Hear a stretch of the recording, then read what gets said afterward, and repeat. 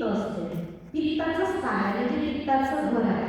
आणि गंभीरपासून खालीपर्यंत पायापर्यंत वाताचं स्थान आहे, वाताचं घर आहे. म्हणजे नेहमी वात इथं असते म्हणजे याचं घर आहे, याचं स्थान आहे. हे यांचं सुटलं आपल्या चुकीच्या आहारा विहारामुळे देहाचे घर सोडलं की मग आपल्याला रोगाला पायवाटा फुटतात.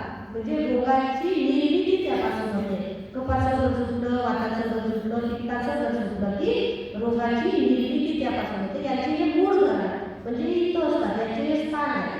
वाता कफाचा हा भाग कफाचा आहे, हा भाग पित्ताचा आहे आणि हा भाग वाताचा आहे.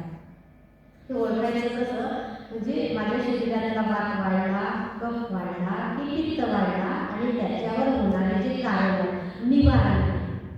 कारण तर आपण शोधू की असं केलं पण नसं झालं, पण निवारण नाही पाहिजे म्हणजे उपचार पद्धती माहीत झाली पाहिजे आपल्याला, तर आपण त्याच्यापासून सुटका पाहू. तर काय शरीरातलं वाढलं म्हणून आपण जर पाहिजे असेल चिकित्सा पद्धती सांगत आहे, रोगी स्वयं चिकित्सक बने. म्हणून तुम्हाला ह्या गोष्टी सांगितले, हर रोगी स्वयं चिकित्सक बने. प्रत्येक माणूस हा स्वतःचा चिकित्सक बनला पाहिजे, डॉक्टर बनला पाहिजे. तर आपल्याला एवढ्या लवकर येणार नाही म्हणजे 3 बोट आहे. 3 बोट इथं हा अंगठा आहे, या अंगठ्याच्या खालून की अशा